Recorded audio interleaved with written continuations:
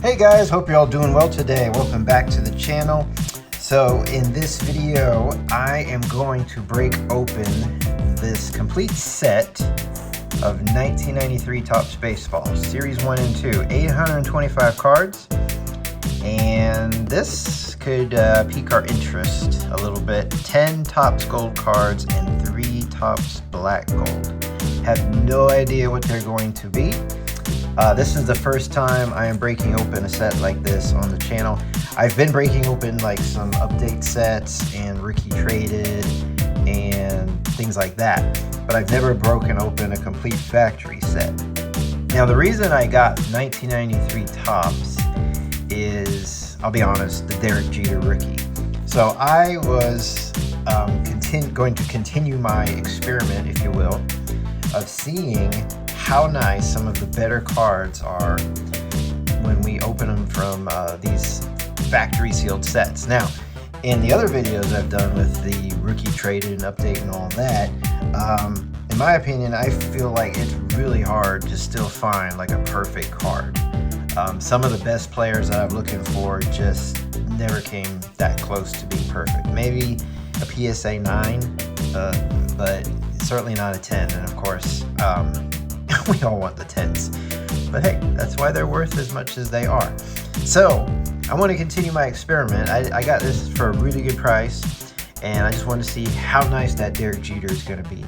Now, even though the corners and all may be absolutely pristine, it could still be off-centered, and centering is, you know, a big part of card grading as well. And these are bordered cards, so centering is going to be key. In addition, of course, I was really interested to see, you know, what gold we might get in black gold. And hey, if it's a Jeter, that's just like a jackpot in my opinion. And of course, it's 93 Topps. Now, they made a billion of these. It's still junk wax. 93 Topps, in my opinion, when I was collecting, this was actually kind of where the nice Topps cards began.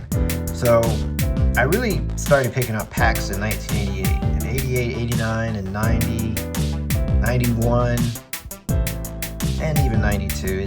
They just weren't very special. And there are some nice cards in those, you know, like the Frank Thomas 1990 rookie, and the Chipper Jones 91 rookie.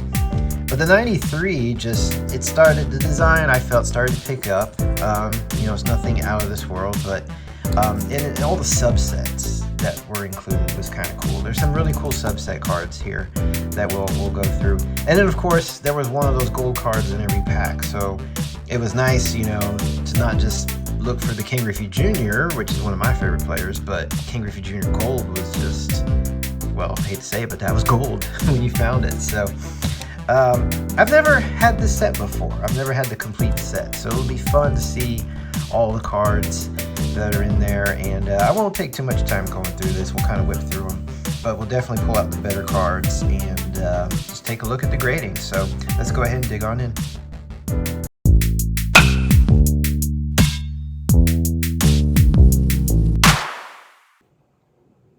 All right, so I have just sliced through the tape here with my little knife. The tape is yellow. That's a good sign, right? That this is the original tape. So this is the original factory seal. Never been opened. So here we go. So a little something there. I don't know what that is. Part of the box, I guess. See if we can blow that out of there. There we go. It's gone. All right, so we've actually got some sealed cards here in the back. I'm guessing those are going to be our gold cards. Let's see, what's the best way we can tackle this to prevent damage?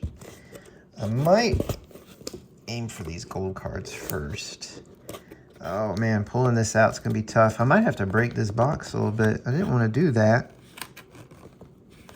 But I don't want to damage the cards either. Let's see. I might have to get something to pry this out with. I don't know what I've got though. Well, maybe I can. Let's see if I can. There we go. And those are our gold cards. So why don't we go ahead and take a look at these first. So like we said, there was 10 gold and 3 black gold. I don't think I've ever owned the black gold before. I've seen pictures of them. I know they're even more rare than the regular gold. So this is kind of cool. It's like a little pack here of cards. So we got Hensley Mullins. I can never say his name. Jack Clark. These are hard to read, so I'll say them out loud. Shane Reynolds. Oh, that would have been nice if that was a Derek Jeter. It's a Richie Moody draft pick. Hal Morris. Here's black gold of Frank Thomas. That is cool. Oh, and Ken Griffey Jr. And then I don't know what that is, but let's take a look at these. So Frank Thomas, I would have just been ecstatic as a kid to pull a Frank Thomas and a Ken Griffey Jr. That's pretty cool. Frank Thomas black gold. I'm pretty happy with that now. I was not expecting that in the black gold. Let's go ahead and sleeve these up. So there's our Frank Thomas, and it's a nice looking card. But even better, the Ken Griffey Jr. Corners are very sharp. There might be a tiny little ding right there. But hey, I'm going to add that to my my personal collection. In fact, if you give me just a second here, I've got these magnetic cases, which are pretty cool. So I've been basically keeping all the Ken Griffey Juniors I come across.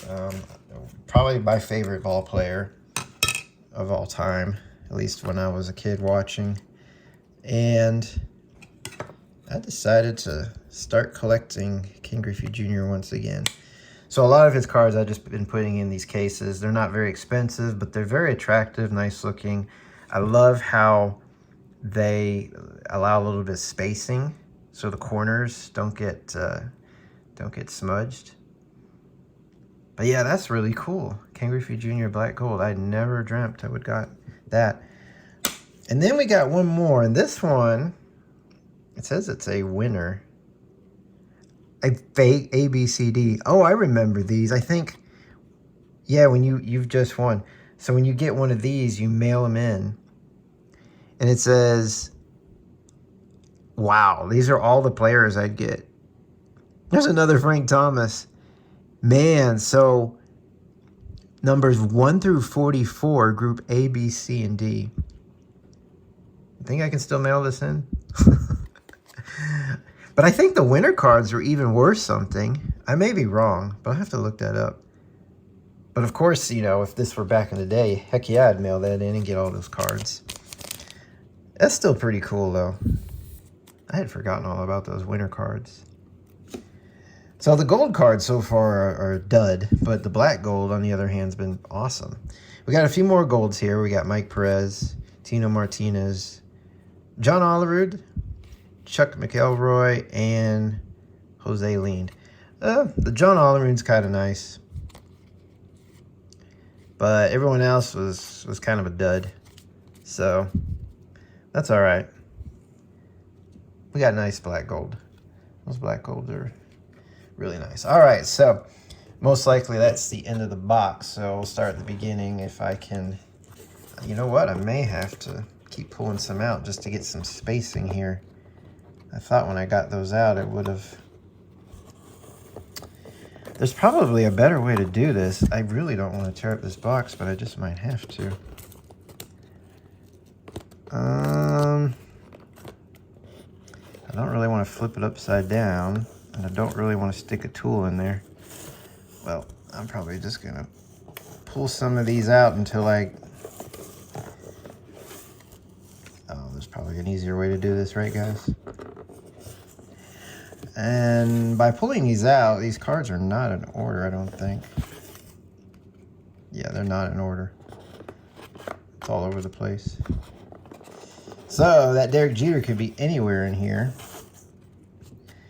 So I don't think it really matters where we start in this box. All right, I think I got enough out now.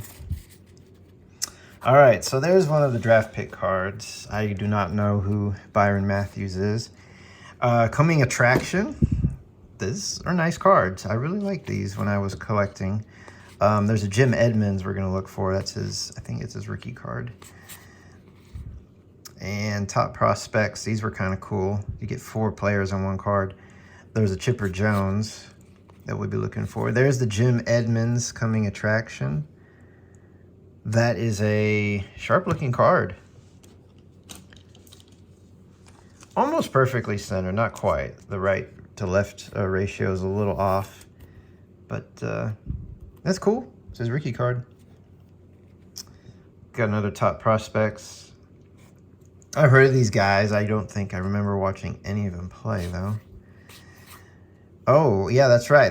The other thing I liked about the 93 Topps is this is the inaugural year for the Florida Marlins and which is now the Miami Marlins and the Colorado Rockies. So, and I was living in Florida, South Florida, so I was a big Marlins fan when they finally got their team together, and I was collecting these like crazy. And people were actually paying a premium at the time for the Marlins and Rockies cards, so I might set these aside. I've never had this card. I've never heard of either of these players, and I swear I watched a lot of Marlins games.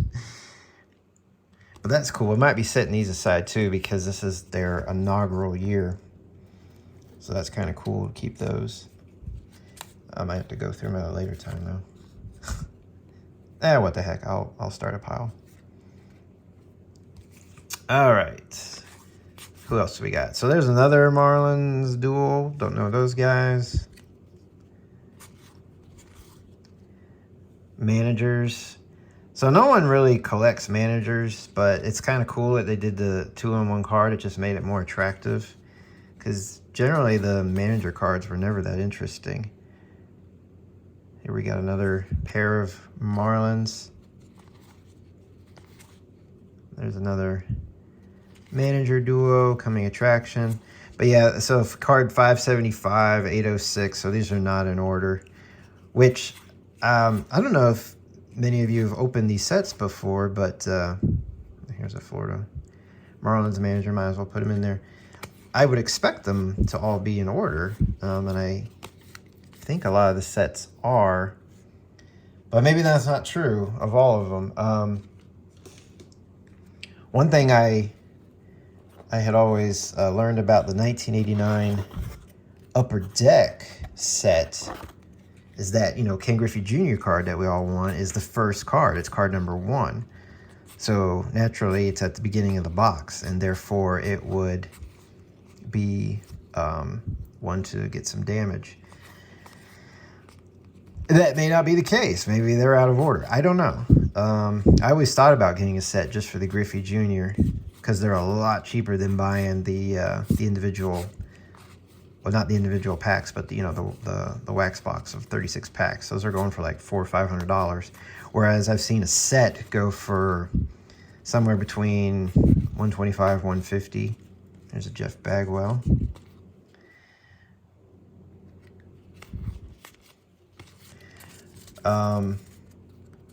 But it'd be interesting to know if that really is the first card in the box.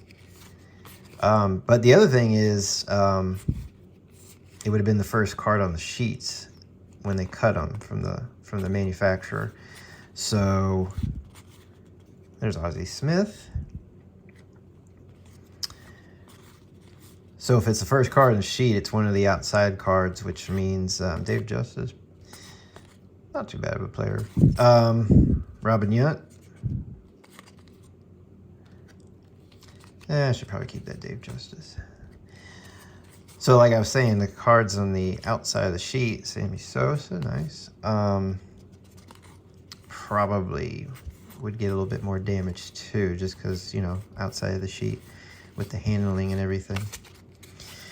So as I'm going through these cards, there's probably plenty of good players that I'm going to be passing up on. And I apologize if some of your favorite players got, you know, passed by. Like some people probably wouldn't give it a second thought about the Florida Marlins cards, but you know, that was kind of my home team, and this was their inaugural year. So Cecil Fielder. But yeah, I'm just pulling out some that I think we all can agree on would be better players, better cards, and then a few of my favorites, like Barry Bonds. So these are, you know, very nice condition, as you would expect. I didn't know what to expect because my experience opening some of the update sets was not great. A lot of those update sets were, the cards in there were a little bit damaged, but they are smaller boxes. This is a thick, tough box, so these are well protected in there. It's a nice Mark McGuire. Of course, we said centering is key, and I wouldn't, so like there's a card that's not perfectly centered. The right border is a little bit thicker. But there's nothing awful about the centering, and I think, you know, maybe this was about the time, Ryan Sandberg, where they started, I mean, you can feel, oh, there's a little damage on that card right there. You can feel the card's a little bit thicker, heavier duty, so at the same time, I think they might have been doing a better job. Some of the cards in the 80s and all, the centering was just awful. So you could pull a card out of a pack today that's been, you know, kept in perfect condition, and then only to find out that the centering on it's just awful. All right, so we're still somewhere in here. That Derek Jeter, when we pull it, that's a funny card, Kevin Mitchell. Somewhere in here is that Derek Jeter, and when we find it, we'll take a moment and take a closer look at it. But it is the draft pick card, I know that. But we'll take a good look at it and see if it could qualify for a PSA 10 if we send it into PSA. Here's King Griffey Jr. So because I'm adding that to my personal collection, and that was a card I did have when I was a kid. I did buy a lot of these packs. They were, I think these were still 50-cent packs. There might have been some people started charging like 60 cents or 75. This is about the time when they started going up a little bit more, but I did have this King Griffey Jr. But yeah, that's a nice card. I love the design. I like the color scheme, sort of matching the Mariners uniform colors, and you can tell he just hit a blast. Maybe a home run, who knows? But good shot of him. All right, so there's the Derek Jeter, and I can tell right away, unfortunately, it's not well centered. It is very sharp on the corners, though. But the centering is just not good. I wonder what that would grade as. Would it still come back as a 9? It's too bad with that centering.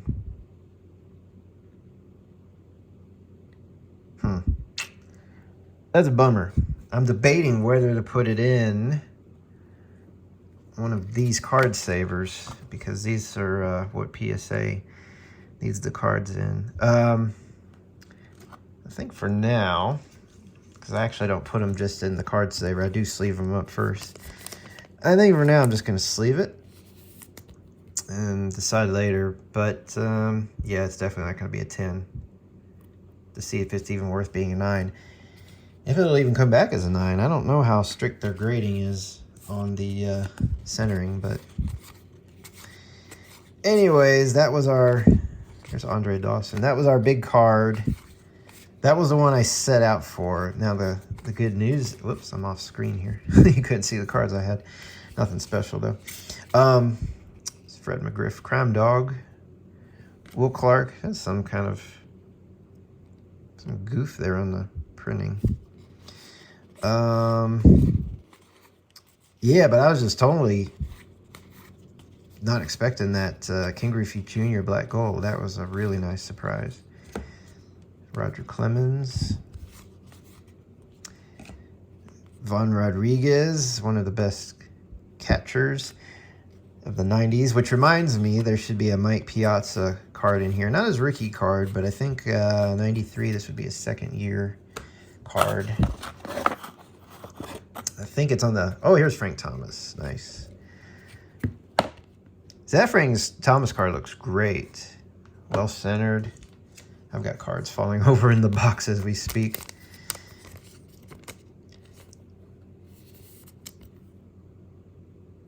He was definitely one of my favorite players in the 90s.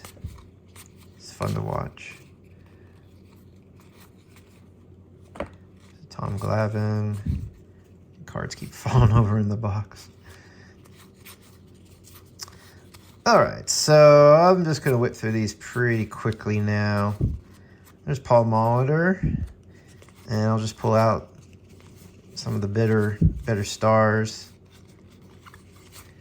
I don't think we're going to hit any of the rookies in here. I think the other big rookie was the Jim Edmonds, which we got right away. Gary Sheffield, he was one of my favorites just because, one, he had that iconic bat swing, but two, he did end up going to the Marlins. And he played with them for a while. And there's another favorite from the 90s, Juan Gonzalez. It's really a bummer. Try not to think too much about it, Cal Ripken. Most of these cards are very well centered, like this Cal Ripken Jr. So I'm still kind of bummed out about the Derek Jeter. And there's Greg Maddux. And if you watched Tony Gwynn, any of my other, box openings of the update and traded sets, it seemed like a lot of cards were actually really good condition. There's Don Mattingly. A lot of the cards were really good condition, and then it always ended up being the one special card I was looking for that was like always had a little bit of damage. And in one case, the 1989 score rookie and traded. I bought 7 boxes, 7 chances to get a perfect Ken Griffey Jr. rookie card, and every single one of them, most of them had like damaged corners. And then if it had good corners, it was off-centered or something. So it was just such a bummer. And then, all the other cards around it were fine. It's Roberto Alomar. That's a cool action shot. I gotta say the Topps cards have great photos. Speaking of, this is a Kirby Puckett card I've loved. That is so cool. And it looks like he's holding a giant bat, but I'm pretty sure that's just the camera angle. The bat's just closer to the to the camera. Yeah, so these 93 Topps just bring back lots of memories. I did like this design. I still like this design. There's the Larry Walker and Wade Boggs. I said 92 and before. I bought them, mainly because, they were easy to get. They were cheap, 50 cents a pack. Not too many other options. Fleer, Don Russ, Upper Deck, Score. That's about it. But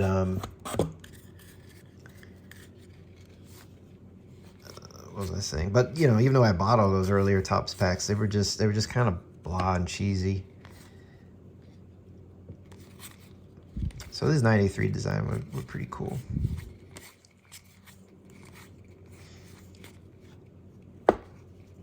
That's a funny shot. I don't know, is he doing that on purpose?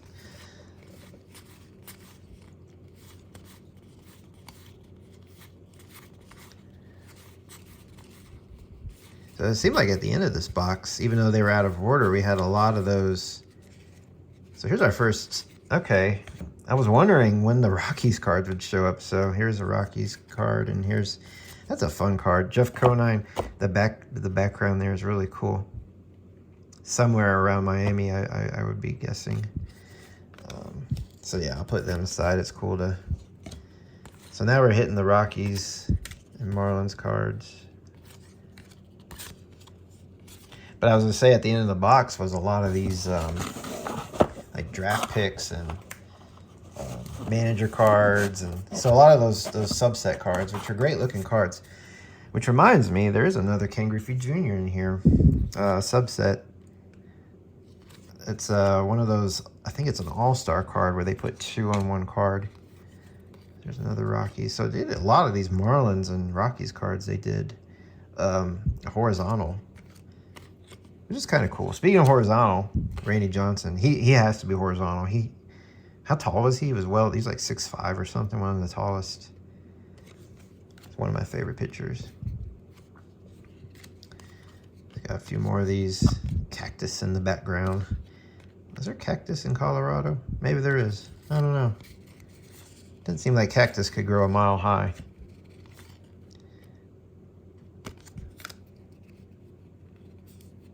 There's some dirt in that one. So yeah, now we're hitting a bunch of these Marlins, and they're all, but I think they're out of order. 753, 439, 669. So yeah, I wonder how these cards ended up like this. So here's a few more of these coming attraction managers thrown in. Yeah, so when I was a kid, subsets, you know, they're not worth as much, subset cards, as the base cards. There's George Brett.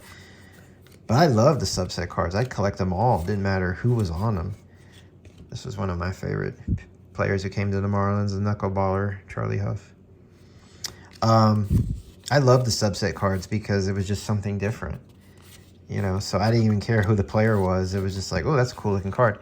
In fact, when it came to Topps of any year, Topps always had those cards with the little trophies on in the corner for, like, a lot of times for the second year star. And I would keep those. It didn't matter who they were, just because, you know, it was cool. I thought it was cool. A lot of those now I just passed up earlier in the video. I think the only one I kept was Kenny Lofton. But like these coming attractions, I would have kept every single one of them and just, you know, tried to collect the whole set. Which I guess is cool now. I've got this box. I've got the whole set, but I don't really care as much. Another top prospects, not really sure any of those guys were. Like I said, there was a Chipper Jones and a Mike Piazza somewhere in here.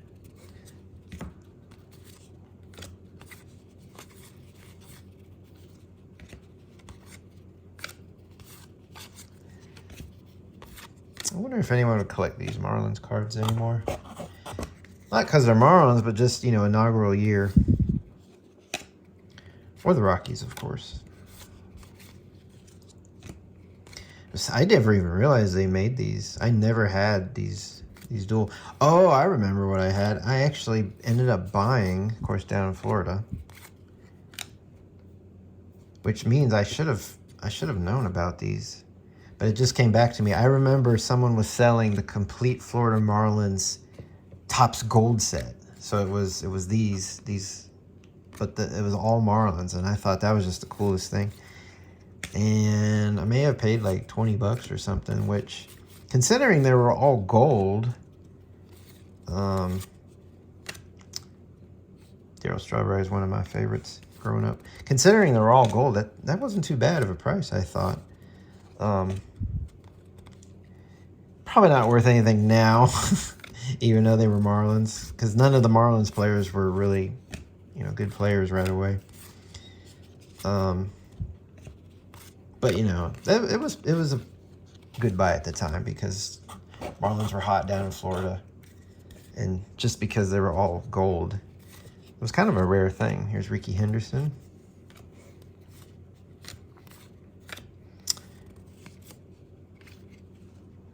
Another top prospects.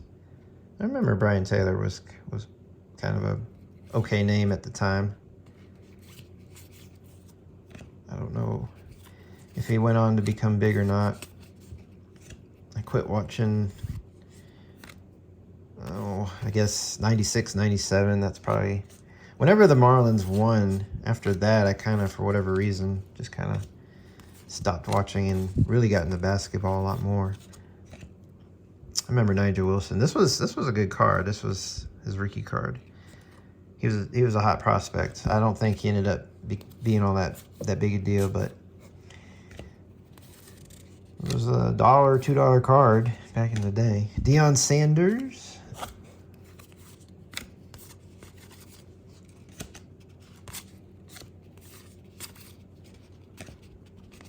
Oh, Trevor Hoffman. That's his rookie, I believe.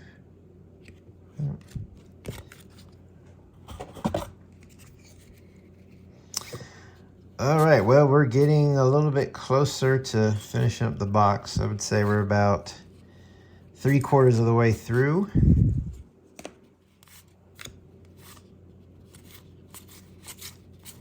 And here's some of these All-Stars. So there's a, like I said, there's a Ken Griffey Jr. I don't know who the other guy is on the card. I feel bad for the other guy because he's in the shadow of my favorite player. That's a nice combo. Greg Maddux, Roger Clemens. It's Kurt Schilling. All right, so kind of slowly wrapping up here. Pedro Martinez. Is his rookie card? I think so.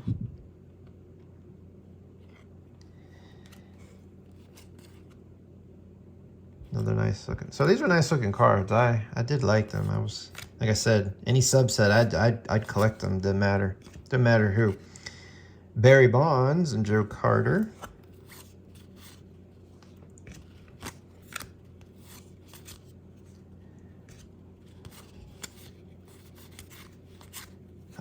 Andy Van Slyke. I had a feeling.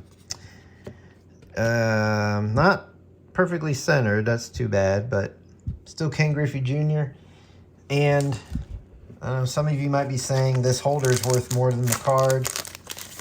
That's probably true, but Ken Griffey Jr. is going in my personal collection for now. Doesn't matter what the card is, as long as it's not damaged. And they all get the nice magnetic holder. So I had that card. I had both of these cards back in the day, but I sold them or gave them away. I think if I sold them, it was a giving away price. I pretty much got rid of it real cheap. Larry Walker and Kirby Puckett. It's a nice combo. Todd Van was huge back in the day. Gary Sheffield, yeah, I like him. But now the subsets to me are worth even less. So I don't. This was a big card, not just because of Mike Piazza, but Carlos Delgado. But today it's, the Mike Piazza everyone's after. It's actually a really very well-centered card. Not his rookie, but second year. Early Mike Piazza. Getting Carlos Delgado on there as a bonus.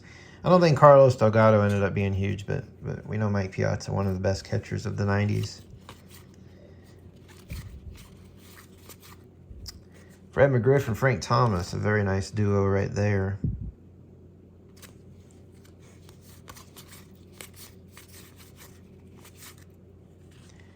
And Ryan Sandberg, Carlos Baerga.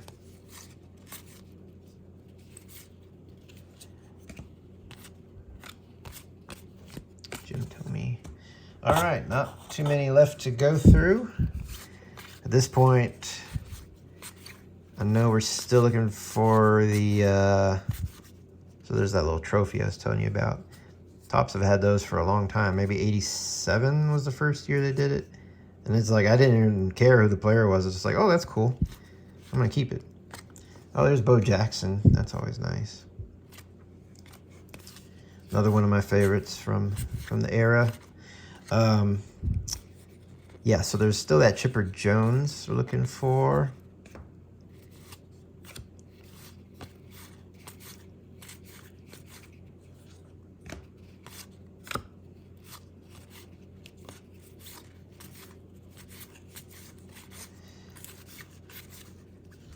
So I'm kind of asking myself, what's better, to buy one of these factory sets or buy the boxes?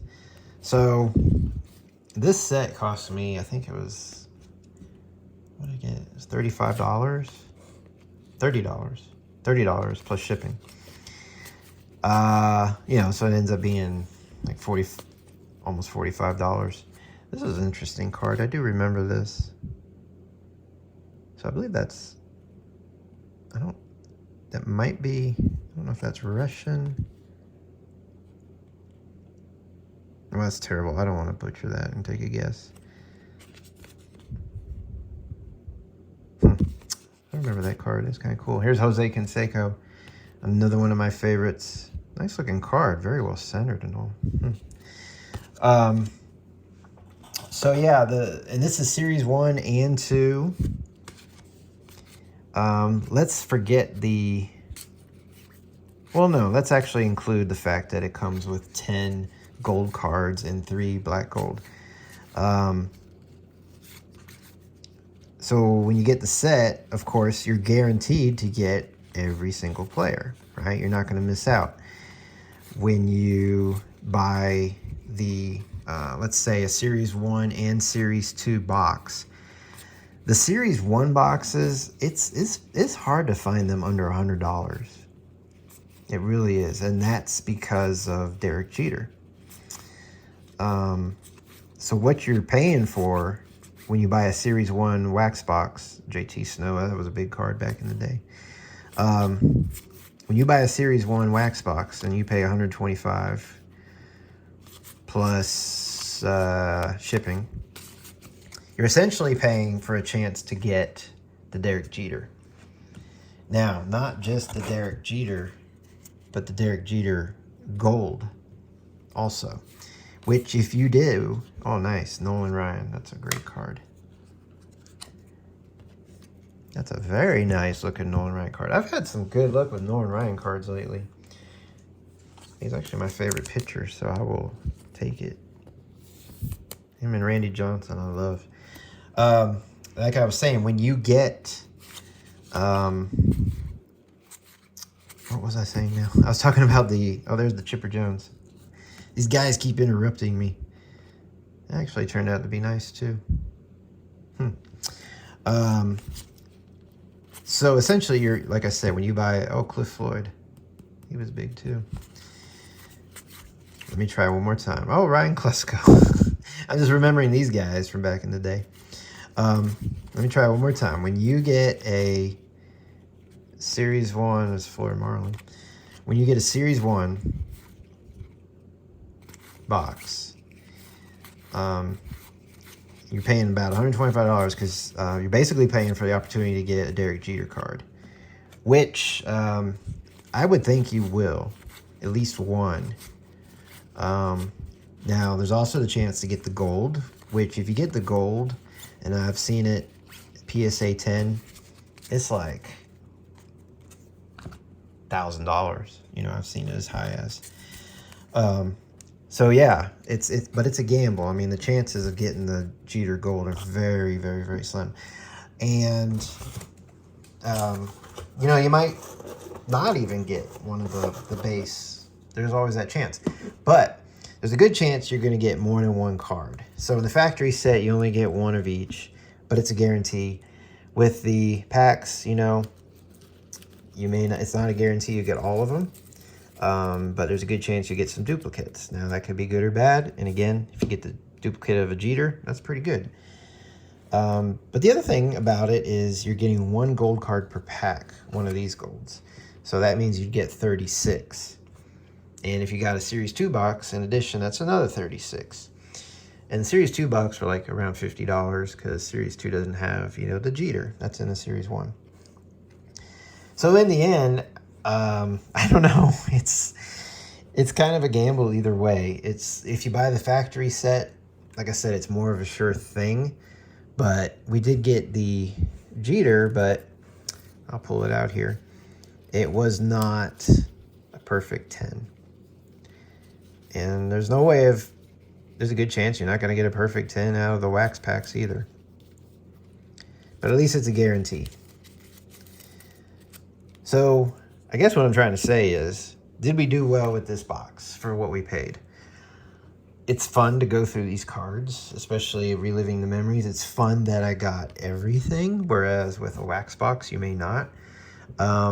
It's a little disappointing that, you know, I had my hopes up for a good Derek Jeter, and it's perfect corners, but the centering is just off a little bit. So where we actually did well is where you kind of take a gamble. I wasn't expecting these. I was expecting black gold, but I was expecting, you know, something pretty common. Personally, this one's just incredible. Not that it's a huge card. It's probably one of the better ones for sure, but, you know, my personal favorite because it's Ken Griffey Jr. So, anyways, that's where we left. Now, with the Topps Gold, it was a bust. John Olerud's probably the best one we got. Not a huge deal. So, anyways, that is the 1993 Topps Series 1 and 2 factory set, 825 cards, plus the 10 Topps Gold, plus the 3 Topps Black Gold. If you're doing it for investment, based on what I saw, you know, there's a good chance you get that Derek Jeter and the other cards, you get your money back if you get this for a really good price. Don't go into it hoping for some huge gold cards. But, you know, you could try the gamble. It worked out for me. Not that I was doing that solely to get the gold cards. I wasn't expecting anything huge. But there is a chance, you know, 10 Topps Gold. Now, like I said, in the 36-pack wax box, you got 36 gold. And I don't know the black gold, how many of those are, but I would imagine there's a couple you'll get per wax box as well. So, anyways, guys, I hope you enjoyed the video. It was fun. It was a lot of fun breaking open that set and going through all these cards. All right, I look forward to seeing you in the next video.